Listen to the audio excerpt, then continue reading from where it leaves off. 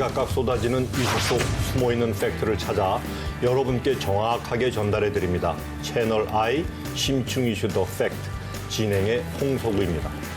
오늘의 주제는 어서와 한국은 처음이지가 되겠습니다.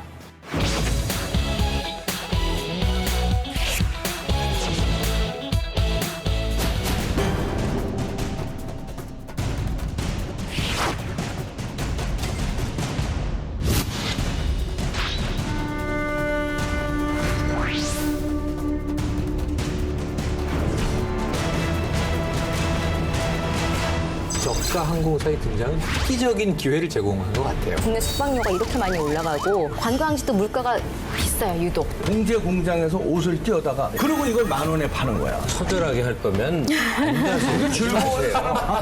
서울을 찾은 외국인 관광객이 300만 명을 돌파했다는 문제는 뭐냐면 서울에 너무 집중돼 있다. 명동에서 저 사장품 사고 동대문에서 옷 사고 이런 거 외에는 없다는 거예요. 문재인 정부도 관광 산업을 경제 발전의 핵심 동력으로 삼자. 광역시 한 곳을 국제 관광 도시로 선정해서 집중 육성하겠다. 3년을 개발하는데 그 이름하여 K-오션 루트. 방문객 수가 압도적으로 늘어나는 네. 계기가 된 거예요. 한국관광공사 통계에 따르면 지난해 해외로 출국한 여행자 수가 약 2,870만 명이라고 합니다. 이미 올해 1사분기 해외 출국자 수는 1,000만 명을 돌파해 해외여행 3,000만 명 시대가 열렸다고 볼 수 있겠습니다. 반면 지난해 우리나라를 찾은 외국인 관광객은 약 1,534만 명으로 2017년에 비해 15% 성장했지만 여전히 출국자 수에 비하면 입국자 수가 적은 것이 사실입니다. 이에 정부는 오는 2022년까지 외국인 관광객 2,300만 명 유치를 위한 관광산업 혁신 전략을 발표했습니다. 오늘은 이 얘기를 좀 해볼까 합니다. 지난해 해외로 출국한 여행자 수가 약 2,870만 명. 우리나라가 언제부터 해외여행 자유화가 됐는지 알고들 계시나 모르겠습니다. 솔직하게. 언제부터? 옛날에는 분명히 허가받고 그랬거든요. 여행 가려면. 지금처럼 외국에 쉽게 나갈 수 있는 때는 감동이 없을 텐데 저는 해외여행이라는 걸 처음으로 미국을 했어요. 그게 뭐냐면 시카고에서 무슨 행사가 열렸는데 업계 관계자들 중에 선발을 해서 뭐 갈 일이 있었는데 제가 어떻게 거기에 뽑혔네? 그런데 너무 웃긴 게 그게 1987년 일이었던 거예요. 그러니까 일종의 국가대표 비슷한데도 미 대사관 인터뷰에서 좀 서툰 일행들이 있어갖고 전원이 탈락을 해버렸네. 그러니까 미국 여행 한번 하려면 비자 내기 어렵고 대사관 인터뷰 해야 되고 그다음에 통일원이라고 저기 어디지? 남산에. 장충체육관 근처에 있는 어디 가서 소양 교양이라는 걸 배우고 뭐 어렵기 짝이 없는 방법으로 두 번째 응시를 해서 이제 간신히 통과해서 미국을 갔어요. 그래서 미국 간다는 게 정말 너무나 고난의 길이어갖고 자유롭게 가게 됐구나 하는 걸 그 다음에 일이었기 때문에 모를 수가 없죠. 이것도 이제 한 수 아래인 게 소양교육 저 장충체육관 옆에 거기서 받았구나. 자유의 집. 그러니까 이것도 우리 후배야. 골프장에 있는데. 우리 요 86년도까지 어디서 봤냐고 소양교육. 전 85년도에 소양교육 받았는데 옛날 그 종로에 기독교 방송국 자리 있어요. CBS. 경로 5가. 경로 5가. 예, 대학로 가는 길. 그렇지. 거기서 받았어. 그 옆에. 그러니까 이게 근데 저는 그때 3년 여행을 했습니다. 그래서 86 아시안게임, 88 서울올림픽을 해외에서 텔레비로 봤어. 하여튼 그 원인을 보면 이제 여러분 말씀하신 것처럼 89년 1월 19일에 자유화가 됐는데 그 원인은 그 전에 있었던 88 올림픽이 성공적으로 맞습니다. 이제 개최가 되면서 뭐 일반 국민이나 또 정부의 어떤 사고가 많이 바뀐 거지. 그렇죠. 그래서 막 이렇게 나가서 많이 보자 이렇게 된 건데 그 해외로 출국하는 여행자 수의 그 증가세를 한번 좀 볼까요? 자, 이 89년에 여행 자유화가 이루어지지만 전 그때 가장 충격은 뭐였냐면 연령 제한이라는 게 없어졌다는 거예요. 그럼 그 전에는 어땠냐면 사실은 연령이고 뭐고 상관없이 신분, 아까 말씀하신 국가가 보증하는 사람만 극소수 나갈 수 있었던 게 해외인데 예를 들면 70년대 차범근 선수가 해외 활동을 하는 게 엄청나게 어려웠었다고 해요. 근데 83년에 1차 여행 제한이 풀려요. 그러니까 뭐냐면은 83년 이후부터는 50세 이상은 200만 원을 예치하면 여권을 내주는 거예요. 여행 갈 수 있게. 어머, 돈을 예금을 해야, 예치를 해야. 보증금이죠, 일종의. 그리고 외환을 한 5,000달러 이상 보유할 수 있게 허락을 해줘요. 그래서 그 가짜 통장으로 다 대체했는데 말씀하신 대로. 그때 500만 원이면 지금 하면 한 5천만 원 이상이니까 그렇죠. 적은 예치금이 아니에요. 그러니까 최소한 중산층 이상임을 입증해야 됐는데 말씀하신 대로 당시 여행사에 가면 수수료를 받고 500만 원이 이 명의로 들어있는 그게 사채 업체도 그렇게 해요. 돈을 이 사람 통장을 개설해서 넣었다가 통장 도장 자기가 가지고 있다가 입증되면 빼고 그 돈 빼고 수수료 받는 거예요. 그렇게 그렇게들 이제 많이 했었어요. 그때 금융실명제가 아니었기 때문에. 근데 그러다 보니까 이 50세 이상이면 80년대에는 노인이에요. 그러니까 그때 해외여행 간다 그러면 대부분 효도 관광이었어요. 그러다가 이 나이 연령 제한이 40대, 30대 낮아지다가 이제 89년은 연령 제한 없어. 이렇게 된 거죠. 그래서 이제 이 그때부터 시작을 해서 내국인들이 출국하는 통계가 꾸준히 늘어납니다. 꾸준히. 그러니까 89년부터 이제 자유화가 됐고, 그로부터 이제 꾸준히 근 10년 가까이는 여행객 수가 차분차분 늘어갑니다. 그리고 IMF가 터지기 직전인 96년에는 드디어 464만 명까지 여행객 수가 늘어요. 근데 아시겠지만 97년부터 점점 금융위기가 시작돼서 98년부터 이제 우리나라가 힘들어졌죠. IMF 뭐 이런 접어들면서 단기간에 이제 증가세가 확 꺾이는데 이 이후로 99년부터 다시 또 증가세가 확연히 커지기 시작하는데 그게 언제까지냐? 2017년까지는 그래프가 급격하게 수직으로 올라갑니다. 근데 우리가 또 그 500만, 1000만 단위로 끊는 거 좀 좋아하니까 그 기준으로 좀 말씀을 드리자면 아까 제가 96년에 464만 명까지 늘었다고 말씀을 드렸는데 2005년에 1000만 명을 돌파를 하고요. 그 이후에 조금 주춤한 기간을 또 거칩니다. 뭐냐 하면 글로벌 금융위기가 2007, 8년 이때 서서히 오기 시작하죠. 그래서 다시 또 그래프가 꺾인 게 2008년, 9년쯤이고 2009년에 1000만을 다시 조금 내려와요.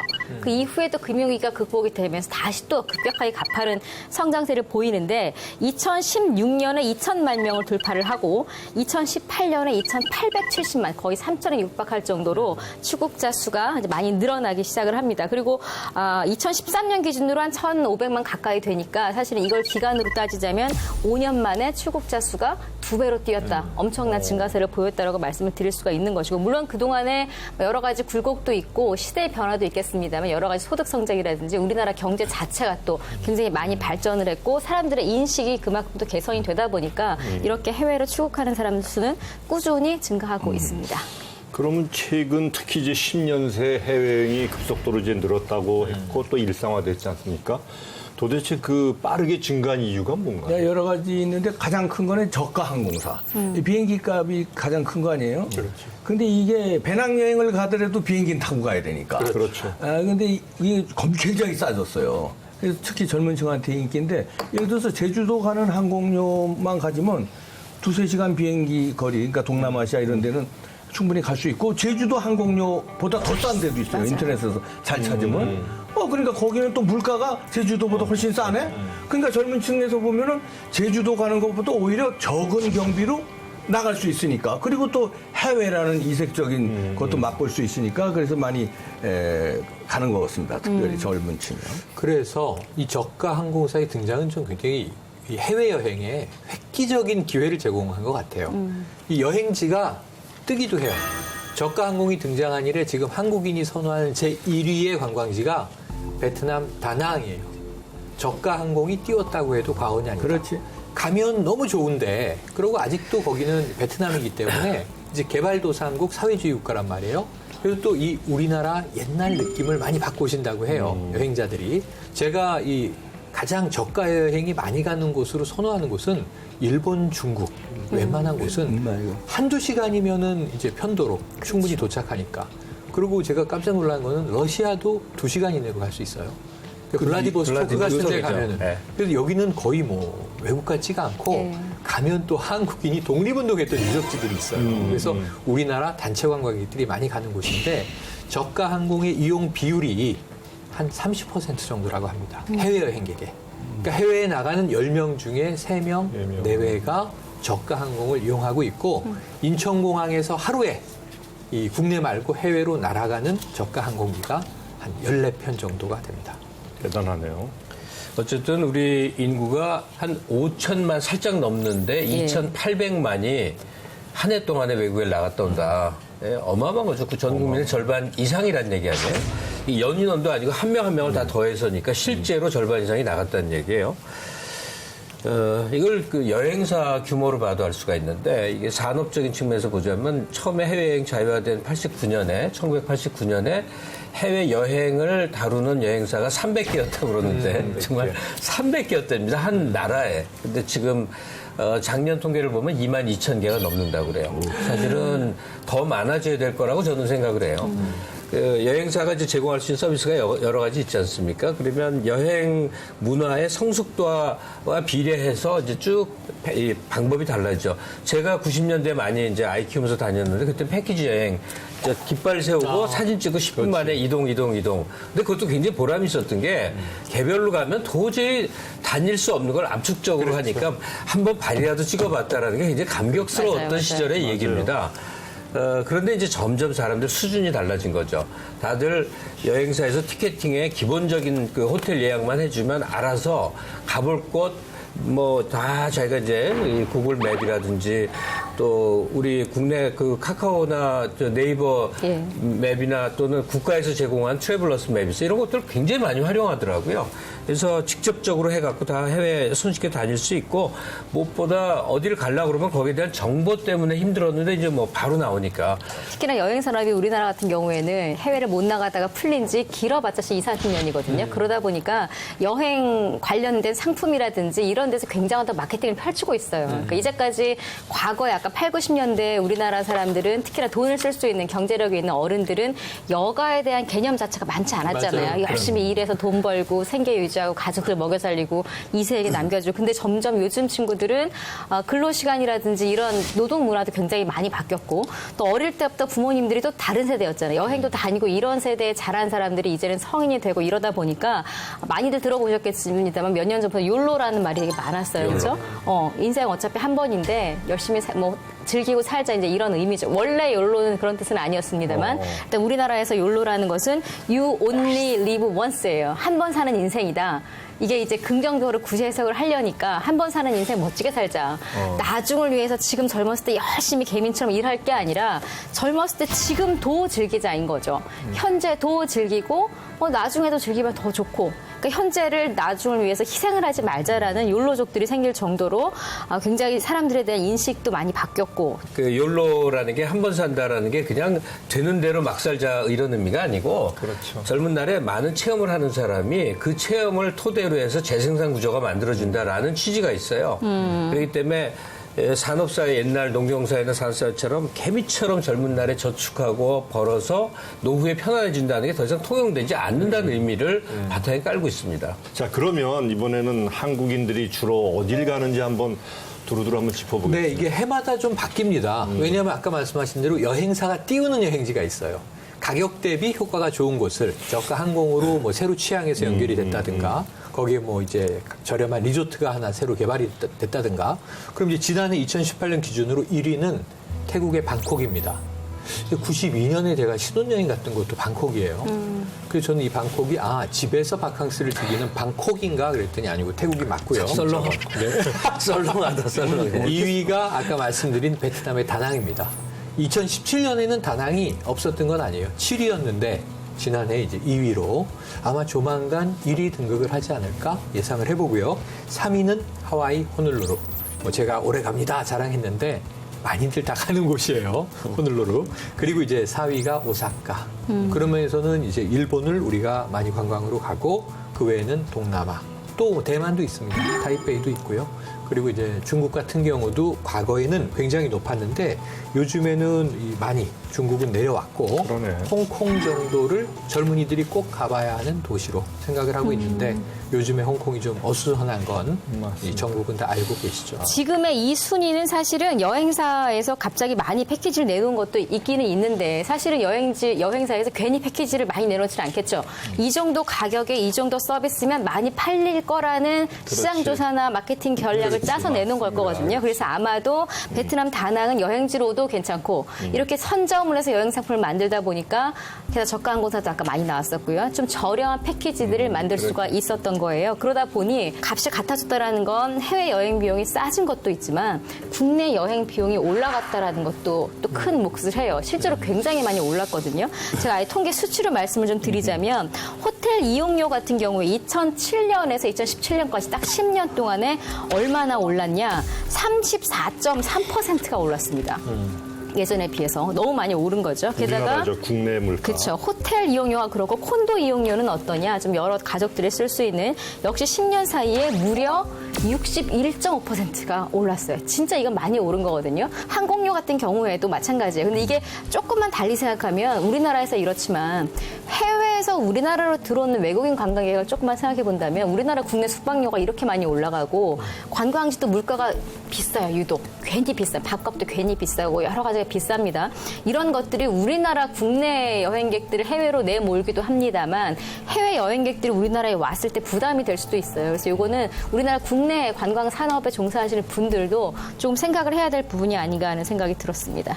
지금 말씀해 주신 것 중에 숙박비가 이제 가장 개선돼야 될 건데 국내 객들도 항공료 아니면 숙박비잖아요. 예. 근데 이제 여기서 좀 팁을 제가 드리자면 앞으로 여행이 이제 뭐 고수, 중수는 떠나서 최고수는 뭐냐면 돈을 벌면서 여행을 다녀요. 무슨 장사를 했냐면은 벤데도르라고 그 스페니시 말로 벤데도르, 그러니까 무리로 말하면 외판원인데 뭘 팔았냐면요. 한국 사람이 그때 당시 86년, 85년도에도 저 봉제 공장이 많은 거야. 한국 사람들이. 그래 봉제 공장에서 옷을 띄어다가 예를 들어서 청바지를 띄어. 미니스커트 청바지라 그걸로 대박 났는데 청으로 만든 미니스커트야. 야, 남미 여자들이 좋아할 만한 거야. 이거 무지하게 싸게 띄어서 예를 들어서 우리 돈으로 이거를 5,000원에 띄어서 예를 들어서 그리고 이걸 10,000원에 파는 거야. 그러니까 이제 돈 버는 여행인데 이게 숙박 요금도 마찬가지예요. 지금 이게 숙박 요금이 비싼데 이거 뭐 조사를 했대. 뭐 20대에서 50대까지 남녀 1,000명 대상으로 온라인 여행사에서 조사했는데 숙박 요금의 76%가 이것 때문에 못 살겠다. 이게 좀 개선돼야 된다. 그런데 요것도 마찬가지로 호텔이나 펜션에 의지하지 말고 이것도 알아보면요. 진짜 거저 잘 때도 많습니다. 거저 잘 때 많아요. 거저 잘 때를 찾는다거나 옷감 들여다 팔아가면서까지 처절하게 할 거면 안 가세요. 그냥 집에서 편안히 쉬는 게 낫습니다. 얼마나 재밌는데 이 사람은. 뭐 그게 젊어서 그런 것도 해봐야지. 그게 재밌는 부류의 사람도 세상에 있을 수 있다고 보지만 하여간 얼마나 재밌는데. 그렇게까지 인생을 살 일은 아니고 숙박요금이 비싸져야 된다니까요. 너무들 한국에 대해서 나보다도 모르는 것 같아요. 지금 이 해외 토론 사이트에 들어가면 어디가 좋은 나라냐 갖고 토론을 할 때 아시아는 무조건 일본과 한국입니다. 놀랍게도 중국은 아예 논쟁에 있질 않아요. 그럼 무슨 소리냐? 아시아권은 싼 맛에 가는 곳인데 서방 선진국 한 10대 개 나라들과 같은 반열에서 논의되는 곳이 한국과 일본이에요. 아시아에서는 유일하게. 그런데 우리는 아직도 많은 게 뒤져 있지 않습니까? 근데 서방권 사람들의 뇌리에는 한 10년 새에 바뀌어버린 거예요. 그 인식이. 그래서 싼 맛에 가는 필리핀이나 베트남이나 또는 뭐 몇몇 나라하고는 구분해서 생각을 하고 있다고요. 그런데 이 서방권 사람들이 고급 여행지를 택하는 일본에 비해 한국은 아직도 허술하고 서비스도 나쁘고 뭐 이렇게 기본 용품도 안 나오는데 싼 맛으로 장사하는 데들이 너무 많아요. 다시 말해서 한국의 인식에 한국이라는 나라에 대한 전반적인 인식 변화에는 관광 고급화로 가는 수밖에 없어요. 그래서 숙박업소가 값을 올린다는 거는 그만큼 여러 가지 수준을 높인다는 의미가 되거든요. 편의시설서부터 면적서부터 그 방향이 맞는 방향이다 이거죠. 특급 호텔은 특급 호텔대로 있고 젊은 사람들이 싸게 갈 수 있는 것도 두 분 해야 얘기가 다 된다. 맞는 것 같습니다. 질이 높아지면서 가격도 올라가는 것은 뭐 대세가 될 수밖에 없는데 질도 높지 않으면서 이제 바가지 요금 씌우는 그런 거 좀 개선이 돼야 되겠고. 그런데 우리가 지금 왜 외국 여행을 많이 가느냐 하는 얘기를 나눴지만 국내 여행객도 소폭이지만 증가하는 걸로 나타나네요. 여기 보니까 2017년 국민여행 실태조사에 따르면 만 15세 이상 국민 중 약 90%인 4,048만 명이 국내 여행을 그해 해봤다. 여행 경험률 1인당 평균 여행 횟수 등도 소폭이지만 오르고 있다. 네네. 그렇게 지금 뭐 이 어린애와 아프신 사람, 환자나 혹은 다 노인들 빼고는 다 간 거 아니냐? 사실상 그렇습니다. 그런데 지금 90%라는 게 뭐냐면 15세 이상이에요. 청소년들. 근데 그 인구 중에 지금 4,048만 명이라고 하는 인구는 90%에 해당해요. 그러니까 아예 이 15세 이하 어린이, 뭐 영유아 빼고 적어도 이제 자기 스스로 움직일 수 있는 청소년 이상 성인 인구 중에서 그러니까 사실은 지금 우리가 취업 통계 잡을 때 16세 이상부터 취업을 할 수 있게 돼 있잖아요. 제한적이긴 하지만 미성년자의 경우에는 이런 사람들이 여행을 다니는 비율은 90%를 넘었다. 근데 2013년 기준으로 보면 한 86%예요. 86%, 87%, 89% 이렇게 가다가 드디어 2017년 기준으로는 90%를 넘었으니까 1인당 여행 그 횟수, 여행 빈도도 늘어나고 있습니다. 2017년 이때 90%를 넘겼을 때 1인당 여행 횟수는 5.9회예요. 연간.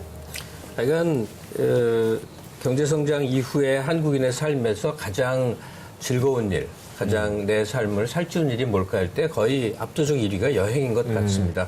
뭐 TV 시청이 어떻게 1위가 되겠고 뭐 하여튼 그렇잖아요. 그 20대에서 50대까지 그러니까 적극적으로 계획을 세워서 여행을 할 만한 사람들 대상으로 1,000명 정도 국내 여행 선호도 조사한 게 있는데 약간 이거는 우리가 생각할 거리를 많이 안겨줍니다. 일단 국내 여행 만족도가 10점 만점에 7점 정도 나왔으니까 그렇게 낮은 점수는 아니에요. 국내 여행 갔다 오니 괜찮더라가 이제 수치는 높게 나오는데 문제는 지역이에요. 국내 여행 간 중에 82.7%가 제주도를 지금 1위로 꼽았습니다. 제주도가 좋죠. 그러니까 누가 봐도 좋으니까 그쪽에 너무 쏠려갖고 2위가 부산인데 19.6% 뚝. 그러니까 82% 대 19.6%니까 이게 너무 편차가 심하죠. 부산도 좋죠. 그런데 3위가 속초, 4위가 여수, 5위가 경주 이렇게 돼 있단 말이에요. 그러니까 그 제주는 주로 젊은 층들이 적극적으로 가고 사실 제주 공항에 내리자마자 차 렌트해 갖고 그 다니면서 중산 간에 새로 생긴 굉장히 멋있는 풍광과 함께하는 카페들 이런 데서 며칠 보내다 오면 거의 꿈속 같죠. 외국 어디를 가도 이만한 데가 없거든요. 그러니까 20대들이 많이 가는데 그다음 순으로 보니까 여수, 부산 등등이 연령대들이 좀 점점점 분포가 되고 경주는 좀 고령층들도 많이 가는 것 같고 또 젊은 어린 아이들 데리고 가니까 그렇죠. 이제 이렇고 그 외 여행지로 서울이 꼽혀 있더라고요. 서울. 지방에서 오는 거니까. 6%로 돼 있어요. 근데 서울이 여행지이기에는 뭐 일상적으로 늘 오갈 수 있는 데일 테니까 전주가 국내 여행지로는 놀랄 정도로 적습니다. 3% 선호도인데 근데 해외 여행지에서 전주가 꽤 높은 순위에 있거든요. 국내 여행지 중에 이게 좀 엇갈리는 지점이죠. 그러네요. 저희도 이제 아마 이게 트렌드인 것 같아요. 우리 그 부부 동반으로 만나는 친구들도 예전에는 만나면 그래 해외 어디 가냐 이제 이런 얘기를 했는데 요즘은 야 국내도 좋은 데 많아. 국내로 가자 이런 식으로 자꾸만 대화가 바뀌어요. 이게 아마 트렌드 같은데. 우리나라 여행을 하자는 얘기 중에는 이제 이국적인 경관과 볼거리도 우리도 많다. 뭐 또 실제로 많은 것 같아요. 뭐 여러 군데. 자, 그럼 이 대목에서 우리 여러분들이 국내 여행 중에 최고로 꼽고 싶은 데를 딱 하나씩만 이유와 그 어딘지를 좀 밝히는 시간을 갖겠습니다. 제가 그 젊었을 때는 이국적인 거, 화려한 거 이런 걸 좋아했어요. 근데 나이가 이제 한갑이 넘다 보니까 조용한 게 좋더라고. 그래서 제가 좋아하는 데는 어디냐면 모도라고 있어요. 모도 가보셨어요? 섬이에요, 섬. 섬인데 어디냐면 을왕리 해수욕장 알죠? 을왕리 해수욕장 바로 직전에 삼목항이라고 배 타는 데가 있어요. 거기서 자동차가 배 안으로 들어가. 자동차가. 그래서 그 큰 배가 15분 가면은 못 오는데 자동차가 거기 내려서 조그마한 섬이에요. 근데 거기에 그 유명한 양조장이 있어요. 할머니가 막걸리 돌아가셨어, 얼마 전에. 작년에 돌아가시더라고요. 전 뭐 수시로 가는데 작년에 돌아가셨는데 그 막걸리가 일품이야. 그리고 사람이 없어요. 아주 좋습니다. 알겠습니다. 모두. 자, 그 다음에 우리. 저도 아까 이제 강릉 강릉, 얘기를 했잖아요. 그러면 사실 비수기의 강릉을 좋아해요. 역시 해변이거든요. 근데 해변만 보러 갈 수는 없지 않습니까? 근데 저는 거기서 한 군데 카페 때문에 가요. 자주 가면 주인하고 친해지잖아요. 강릉은 사실 커피의 거리가 됐고 그 원조가 되는 데가 안목 해변이에요. 안목. 그러니까 4개 해변인데 그중에 첫 번째가 안목인데 거기에 첫 번째 집입니다. 뭐 장사까지 시켜주면 산토리니라는 커피숍인데 예, 직접 볶아서 직접 내려주는데 저도 커피 좋아하는 사람입니다만 그 집만한 솜씨를 낼 수가 없어요. 예. 저는 개인적으로 뭐 아까 춘천을 말씀드렸지만 네. 저는 지리산 최고 좋아요. 구례. 예, 지리산 구례인데 전 지리산 어디가 좋냐면 화엄사가 좋아요. 화엄사. 그런데 화엄사 구례 화엄사지. 예, 그런데 화엄사에서 도보로 한 3km쯤 올라가면 화엄사에 속해 있는 암자가 있는데 여기가 수련장이에요. 이름이 연계암이에요. 연계암. 거기 가면 구름이 그러니까 산맥이 굽이 있는데 물안개 같은 구름이 쫙 깔려 있는데 선계인가 임계인가 뭐 이제 뭐 그런 곳이에요. 그런데 문제는 여긴 자주 가지 못해요. 지리산이 멀잖아요. 어쨌든 이게 운전하고 가도 이거 뭐 비행기나 배로 가는 게 아니고 운전을 하고 가야 되는 경우가 대부분인데 지리산을 가고 싶은데 시간이 없거나 멀다. 그럼 저는 대신 가는 곳이 강화도예요. 강화도에 보문사가 있습니다. 네. 근데 만이산하고 서해 바다도 있고요. 그 서울에서 인접한 곳은 김포 바로 지나서 초지대교 건너면 강화도인데 강화도가 의외로 아기자기한 곳이다. 아유, 멋있어. 네. 자, 그 다음에 우리나라를 찾는 이번에 이제 관광객 얘기를 해보겠습니다. 거꾸로 우리나라를 찾는 사람. 그렇죠. 인바운딩. 얼마나 이제는 되는지. 우리나라의 관광 산업도 굉장히 우리 한국에 큰 영향력을 미치는 수준이 됐습니다. 지난해 우리나라를 찾은 외국인 관광객이 1,534만 명입니다. 수치가 사실은 굉장히 큰 수치고요. 이게 얼마큼 빠른 증가세를 보였냐를 제가 이제 말씀을 드릴 텐데 2009년에 780만이었어요. 불과 얼마 전에 거기에 비하면 지금 2배가 거의 는 건데 쭉 제가 말씀을 드리자면 2009년에 780만 명이었던 해외 관광객들이 2012년에 1,100만 명으로 1,000만 명을 넘습니다. 그리고 2015년에 조금 주춤한 게 1,320만 명, 그래도 많지요. 그러다가 최대치를 기록한 게 최근 몇 년 사이에는 2016년이고요. 1,720만 명이었었습니다. 이때가 왜 최고치냐? 그 이후에는 왜 안 증가했느냐? 이때 사실은 급격하게 증가한 그 원인 중에 하나가 중국에서 많은 관광객들이 들어오기 시작했거든요. 중국의 어떤 경제적인 수준이 올라가면서. 그런데 기억하시겠지만 2017년, 18년 이때는 뭐 한한령이니 뭐니 해서 사드 배치 중국에서 때문에. 그렇죠. 사드 문제 때문에 우리나라에 이제 못 들어오게 여러 제재 조치가 있으면서 2016년 이후에 조금 줄어들어서 2017년에는 1,330만 명으로 좀 줄어들었고요. 다시 또 작년에 중국인들이 좀 많이 들어오면서 1,534만 명이 전체적으로 한국을 방문한 외국인 수로 기록이 됐습니다. 이 중에서 특히 아까 말씀하신 중에 반가운 건 이 사드 갈등 이후에 예. 2017년 3월 이후에 중국 관광객의 발길이 끊어졌음에도 불구하고 올 1사분기에 서울을 찾은 외국인 관광객이 300만 명을 돌파했다는 성과예요. 이 굉장히 개가인 게 사드 갈등 때문에 중국 관광객이 끊겼고요. 사실 처음에는 우리가 그 류커라고 부르던 단체 관광객이 끊겼지만 예. 사실은 그 이후에는 싼커라고도 불렀거든요. 가족 단위로, 연인 단위로, 친구들 단위로 개별적으로 한국을 많이 아는 중국인 관광객이 늘고 있었는데 명동이 한때 한산했었죠. 그런데 올 1사분기에 300만 명의 관광객은 정부가 상당히 좀 관광객 다변화를 추구한 결과물이에요. 그러니까 동남아를 집중 공략했어요. 중국 관광객이 없다 하더라도 인도네시아에도 한류에 열광하고요. 또 말레이시아도 한류에 열광하고 하는데 우리가 너무 중국 관광객만 신경을 써왔구나. 뭐 몇천 명 단위로 오면은 한강에서 삼계탕에 뭐 치맥 파티하는 거 화제가 되고 그런데 이제 올해는 다변화된 여러 나라의 관광객들이 300만 명이나 됐다는 점은 상당히 좀 질적으로 외국인 관광객의 유입이 다변화됐다라는 성과이기도 합니다. 그러니까 최영일 평론가가 지금 이제 300만 명에 대한 어떤 생각을 해보는 거잖아요. 네, 네. 이게 많은 거냐 적은 거냐 이 판단을 해볼 수가 있잖아요. 근데 그 세계 경제 포럼에서 2년마다 한 번씩 굉장히 광대한 지표를 사용해서 전 세계를 상대로 해외 관광 선호도 조사를 합니다. 180개국을 대상이니까 거의 전 세계죠. 우리나라가 몇 위쯤 차지할 것 같습니까? 국제사회에서 한국을 가고 싶은 곳으로 꼽을 몇 위에 속할까? 이거 굉장히 공신력 있는 통계니까 장사님 한번 추정해봐 주세요. 그냥 아무 숫자나 일단 꼽아봐 주세요. 저는 한 22권? 1위부터 182. 저 22권. 22건. 한 뭐 9위? 14위. 14위. 난 한 50위권 한 52. 실제는 19위입니다. 내가 그 일자를 왜 안 붙였지? 그리고 우리 아시아에서만 보면 일본이 4위고 우리나라 중국이 11위고 네. 우리나라가 19위예요. 그런데 그거에 관련된 온갖 토론 사이트를 보면 도쿄가나 서울이나 일본이나 한국이나 이 토론을 하고 있어요. 이게 뭘 의미하냐면 서방권의 웨스터너들에게 한 번쯤 가볼 여행지로서 아시아 하면 떠오르는 것이 이제 한국과 일본이 된 게 현실입니다. 근데 우린 19위가 돼 있잖아요. 이게 의미하는 바를 그러니까 우린 굉장히 억울한 겁니다. 왜 한국을 많이 꼽냐면 쉽게 말해서 재밌는 곳이란 얘기예요. 그러면서 최고로 꼽히는 게 푸드, 음식. 이렇게 음식이 다채롭고 맛있으면서 싼 나라가 어디 있냐고. 그 다음에 K-뷰티. 그 다음에 이제 우리가 알고 있는 뭐 K-팝, K-드라마의 현장들 찾아가고 재방문율이 지금 계속 올라가고 있는데 가장 최근 조사 보면 49.8%로 한 번 온 사람 다시 온다는 게 절반이에요.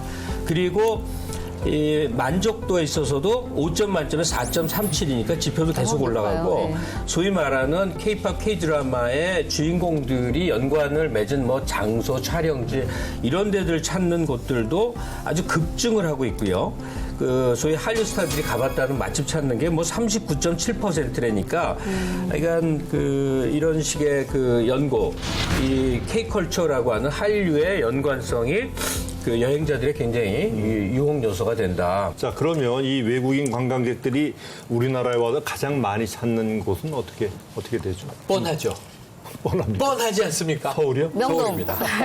우선 이제 큰 광역 지역으로 보면 서울입니다. 예. 서울이 79.4%예요. 두 번째가 이제 경기. 근데 경기라고 해도 14.9%. 서울이 거의 80%라고 보면 2위인 경기가 뚝 떨어지고요. 그 다음에 당연히 또 부산인데 14.7%뚝 떨어지고요. 전 충격받은 게 뭐냐면 자, 서울 압도적 1위, 예. 경기, 부산, 강원, 제주 순이에요. 근데 제주에 대한 이 국내에서의 선호도는 10%가 안 돼요. 8.5%. 그 충격이에요. 아까 국내에서 다시 생각해 보시면 그렇지. 우리 국민들이 선호하는 서울 관광지 맞다. 예. 지방에 살면서 한번 서울 가봐야지 6%였거든요. 해외에선 서울이 그냥 80%인 거예요. 그럼 아까 말씀하신 대로 가장 선호했던 좀 좁은 공간을 한번 따져보면 예. 1위 명동입니다. 명동. 네, 명동, 남대문, 복창 이렇게 연결되어 있는 곳이죠. 걸어서 투어하는. 2위는 어디냐? 시장이에요. 너무 잘 아시는 동대문 패션타운. 동대문. 예, 옷 띠러 가는. 3위는 어디냐면 이제 신촌 홍대. 여기는 좀 이제 술문화나 밤문화가 있는 재밌는 곳이고 그 다음이 이제 비슷비슷한데 종로 청계 외에 강남 스타일, 캥남 스타일 이렇게 하죠. 양남이라도 강남. 그리고 거기 이제 해운대가 들어갑니다. 부산 해운대, 네. 이태원. 그러니까 강남, 해운대, 이태원이 거의 같은 10%에서 9% 정도 이제 선호도를 받고 있어요. 그리고 이제 잠실과 제주가 비슷한 급이고 그리고 이제 마지막으로 용두산, 부산이죠. 용두산 공원하고 자갈치 시장 이런 곳입니다. 그래서 문제는 뭐냐면 서울에 너무 집중돼 있다. 맞아요. 같은 얘기인데 우리의 가능성이라고 지금 보는 거예요. 예. 한국 방문자의 80%가 서울이라고 한 이유는 1차 방문이고 단기 방문이어서 그렇죠. 그렇습니다. 예. 처음 오는 사람인데 한국을 가는데 서울 안 가는 게 좀 이상하거든요. 근데 대개 체류 일자가 일주일 이내예요. 그러다 보니까 서울에서 끝나서 그런 그렇죠. 건데 네. 이 사람들이 서울에서 좋은 기억을 가졌을 때는 반드시 재방문을 재방문했을 하는데 때, 네. 서울에 있다 가지는 않죠. 그럼요. 예, 서울이 워낙 크니까 몇 번을 와도 서울만 올 수는 있지만 그 다음 번으로는 제주나 부산이나 또 이런 다른 데를 찾게 돼 있으니까 한 번 온 사람이 계속 다시 오게 하면 그 방문객 수가 압도적으로 맞습니다. 늘어나는 예. 계기가 되는 그래서 거죠. 우리가 우리 이제 한국 사람이니까 그렇지만 우리가 외국 사람이라고 생각할 때 저는 이게 반성해야 된다고 봅니다. 이 수치가 지금 쭉 얘기한 게 왜냐하면 동대문에서 관광하고 명동에서 저 화장품 사고 동대문에서 옷 사고 이런 거 외에는 없다는 거예요. 냉정하게 얘기하면. 그러면 우리가 창피한 거야. 그러니까 지금이라도 우리가 경주라든지 그런 데라든지 인사동이라든지 이런 데는 좀 외국 사람들이 오면 한국의 멋이 이거구나. 한국의 고전미를 살려야 된다. 저는 그렇게 좀 부탁드리고요. 방한 기간 중에 이제 주요 활동을 한 거를 보니까 여기서도 또 나와요. 쇼핑이 92.5%야. 그러니까 쇼핑하러 오는 거야. 그 다음에 식도락 관광 71.3%. 이거는 좋습니다. 우리 한국 음식이 맛있다는 거니까 요건 키워야 돼요. 그리고 가장 만족한 활동을 한 거, 한국에 왔을 때 뭐가 가장 만족했냐 보니까 역시 또 쇼핑이 1등이야. 근데 요건 조금 줄어드는 추세. 그러니까 약간 28에서 22%로 약간 감소한 거 이것도 좀 바람직합니다. 식도락 관광은 대폭 증가해서 이것도 바람직한 추세죠. 19%에서 29%로 늘어난 거. 그다음에 이제 2회 이상 한국은 이제 반복 방문한다는 숫자가 늘어나는 거. 이것도 긍정적인 신호입니다. 자, 그러면 지금 이제 살펴보니까 외국인 관광객들이 주로 오는 데가 대부분 서울이고 뭐 이런 결과가 나왔는데 여러분들이라면 외국인 관광객에게 여기는 꼭 한번 가봐라라고 권하고 싶은 곳, 뭐 서울은 빼야 되겠지 그러니까 권하고 싶은 곳이 있다면 한 군데씩만. 동대문과 을지로 사이에 광장시장 있어요. 광장시장에 그것도 새벽에 가라. 12시 넘어서. 그럼 뭘 볼 수 있죠? 집단 포장마차촌이 뭐 일본에도 포장마차촌이 있어요. 게임이 안 돼. 거기는요 우리나라 음식은 진짜 다 때려 있어. 근데 기가 막혀요. 저는 황학동 개미시장 꼭 권하고 싶어요. 예, 이게 전쟁 6.25 이후에 형성된 곳인데 황학동. 깨진 병도 파는 거예요. 그렇지. 그러니까 몇 천 원 단위에서 살 수 있는데 거기서 신설동 서울 풍물시장이라는 큰 건물까지 이어지거든요. 거길 가면 별별 희한한 게 다 싸게 있어요. 그러니까 재미로 사 보는 것이죠. 그러니까 쇼핑센터도 가야 되겠지만 이 벼룩시장의 즐거움을 황학동에서 많이 경험하면 좋겠다. 제가 볼 때는 정말 제가 적극 추천하고 싶은 건 저도 한국 사람이지만 되게 감동을 받고 약간 이색적인 체험이었는데 전주에서 한옥마을에서 자고 나면 자는 것 자체는 사실은 보는 걸로 끝날 수 있는데 추가로 제 기억에 15,000원인가를 내면 아침 상을 그 방자 그릇에 전주 때 워낙 또 반찬 많잖아요. 한 상을 그냥 한국에선 이렇게 원래 먹었을 전통 상입니다 해서 밥, 국, 반찬 정갈하게 해가지고 아침 상을 주더라고요. 사실 15,000원이 어쩌면 비싸게 느낄 수도 있겠습니다만 호텔 주식 생각하면 그리고 그 풍경이 아침에 자고 문풍지로 된 문상 앞에 문을 딱 열었더니 상이 딱 차려져 있는데 저도 이건 좀 과거로 돌아가는 경험인 거예요. 오리지널은 저건 것 같아요. 근데 전주까지 데려가는 게 쉽지가 않아요. 1박 2박을 이제 시간을 빼야 되니까. 근데 서울에 와서 뭐 비즈니스를 하거나 바쁘게 있다 간다 그러면 저는 거의 발상은 똑같은데 서울에서 쉽게 정동극장에서 이 우리나라 전통 음악 공연을 한번 봐라. 무용도 있고, 한국 무용도 있고, 한국 음악도 있는데 스토리텔링이 잘 돼 있어서 외국인들에게 이해가 잘 되고 여기는 영어 자막도 있어요. 그래서 정동극장. 그 주변이 또 굉장히 좋잖아요. 굉장히 정동극장을 좋습니다. 다니는. 덕수궁 돌담길이죠. 네. 거기 한 바퀴 돌아보셔도 좋고 광화문도 보고 두 번째는 식사는 충무로 한국의 집에서 하세요. 여기도 국악이 음악으로 나오고 공연도 있고 그런데 여기 별채들이 있어요. 숲속에. 그러니까 남산 자락인데 그러니까 너무 예쁘고 좋고 좋습니다. 음식들의 비주얼도 아름답다. 그런데 관광 산업은 공해도 없고요. 또 고용 유발 효과도 제조업에 비해서 훨씬 이제 크다고 하지 않습니까? 또 소득 탄력성도 매우 높아서 선후진국 막론하고 소득이 높아지면 이제 여행이 당연히 늘어난다고 우리가 얘기했고 그래서 문재인 정부도 관광 산업을 경제 발전의 핵심 동력으로 삼자 해서 서울 제주에 이어 광역자치제 단체 한 곳을 세계 관광 도시로 키우고 또 기초지자체 4곳을 지역 관광 허브로 육성할 계획을 탁 발표했지 않습니까? 예, 지금 말씀하신 대로입니다. 지금 아직 우리나라를 찾는 외국인 관광객 수가 2천만 명을 넘지는 않았거든요. 일단 정부의 목표는 2022년까지 관광객 2,300만 명을 유치하자라는 게 목표고요. 그러다 보니까 말씀하신 대로 광역시 한 곳을 국제 관광 도시로 선정해서 집중 육성하겠다. 그리고 기초자치단체 4곳 관광 거점 도시를 선정을 해서 범부처적으로 여러 가지로 관광 산업을 좀 유용하게 할 수 있도록 지원을 하겠다. 이렇게 이제 계획을 발표를 했는데 그런데 해외 관광객들이 또 이런 규제나 이런 것 때문에 못 들어오는 경우들도 있었어요. 예를 들어 중국 관광객 같은 경우에는 워낙 들어왔다가 단수 비자밖에 기존에는 없었기 때문에 단수 비자로 들어왔다가 불법 체류를 하거나 불법 취업을 하거나 이렇게 불법적으로 머무는 사람들이 많았거든요. 그러다 보니까 이제 단수 비자로만 하고 복수 비자를 일정 기간 들어오는 비자를 안 줬었는데 복수 비자 발급하는 도시를 기존의 4개에서 지난 5월 27일자로 13개로 늘렸어요. 9개를 추가로 늘린 거죠. 자, 노후 관광지를 체류형 관광지로 육성한다는 거예요. 그리고 이제 숲 체험이라든가 농촌 체험이라든가 낚시 체험 이런 걸 넘어서 이제 그 우리나라의 문화 체험, 그 K-팝 체험 좀 하게 좀 해주시고요. 그다음에 그 와이파이 같은 거 잘 터지게 우리가 이제 IT 강국이니까 IT 강국의 장점을 10분 살려서 스마트 관광지로 좀 만든다는 계획입니다. 한국에만 있는 지역적 이점으로 마지막 남은 두 가지가 이제 DMZ라는 정말 그렇죠. 이상한 곳이죠. 이런 데가 어딨냐고요. 예.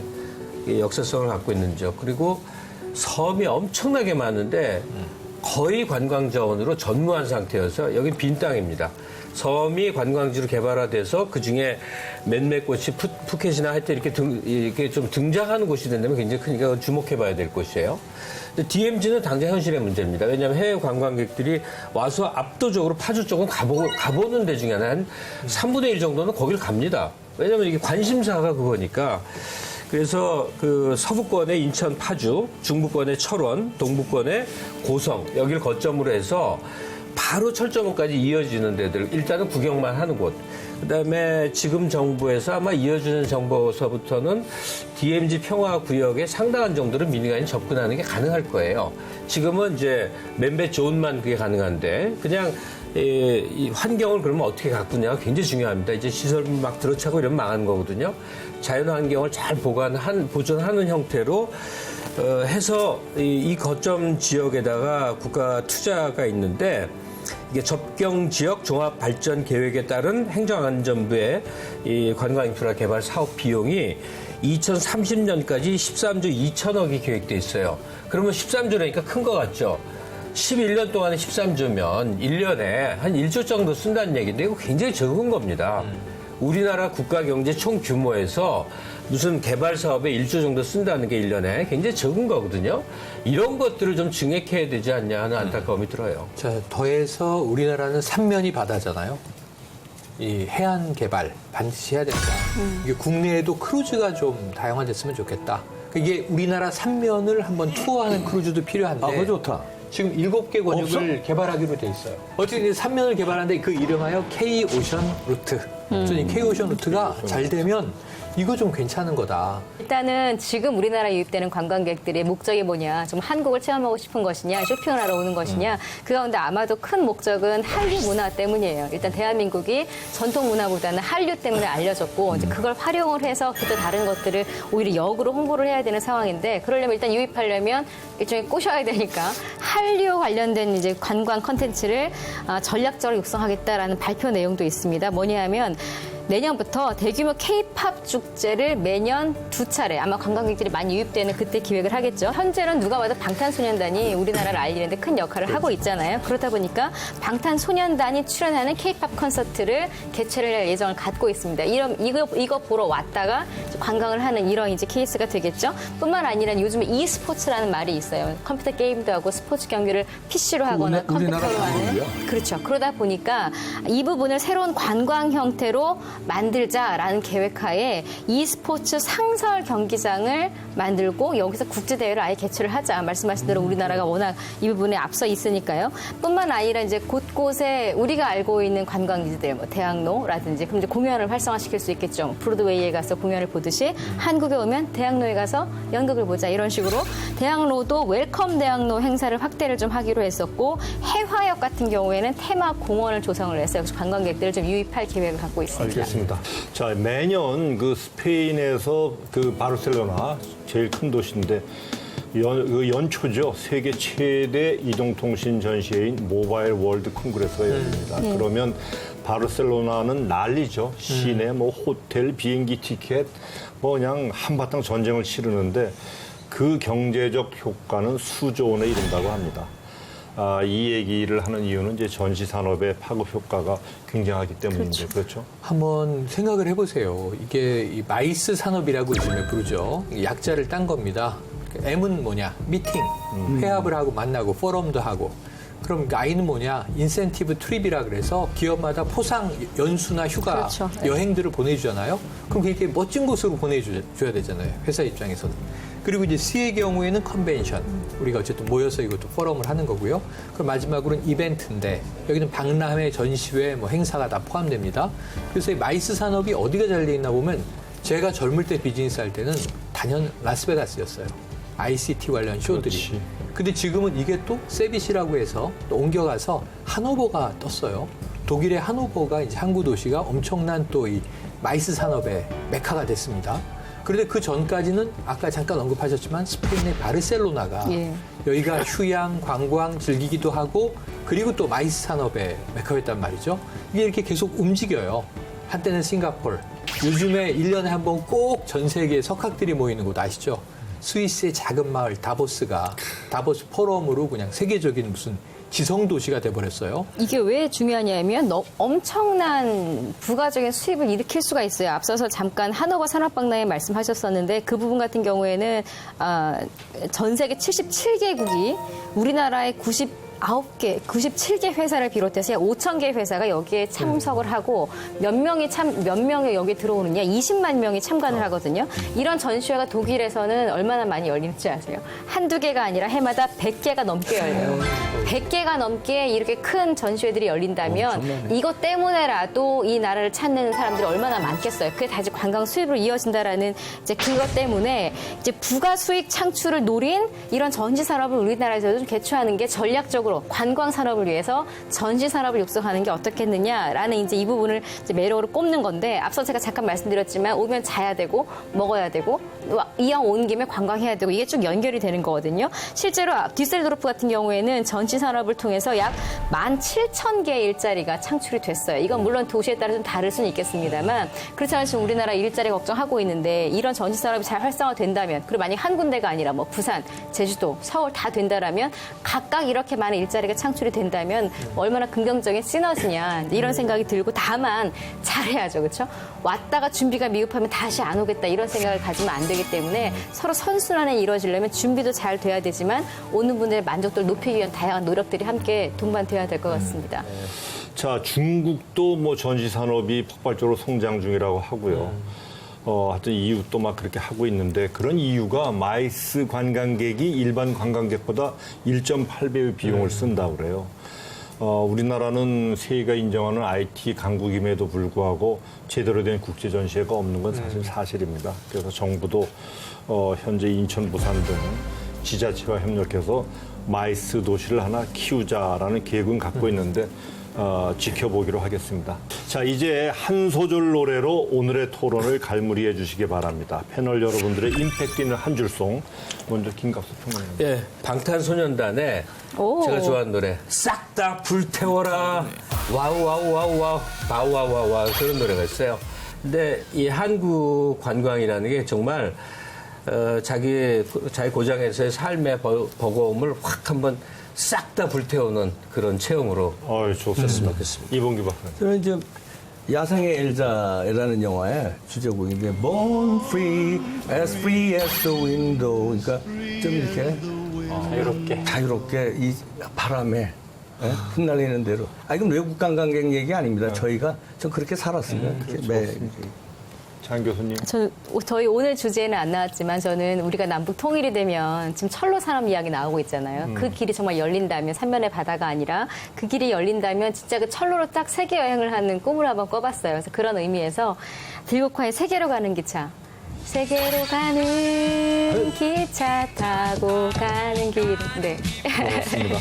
최평론가님. 네, 그 원곡 가수는 지금 장 교수님 노래랑 연결이 돼 있지만 저는 소녀시대 태연 버전으로 틀어주세요. 그렇게 부르진 못하게 했고요.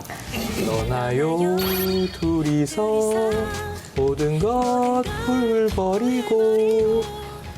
팔도광산 노래인데요. 또 창이에요? 아닙니다. 매주 창으로. 아닙니다. 저희 박사님 저희 이렇게 덩지 덩지 춤출까요? 오시군 나를 찾아 백리길.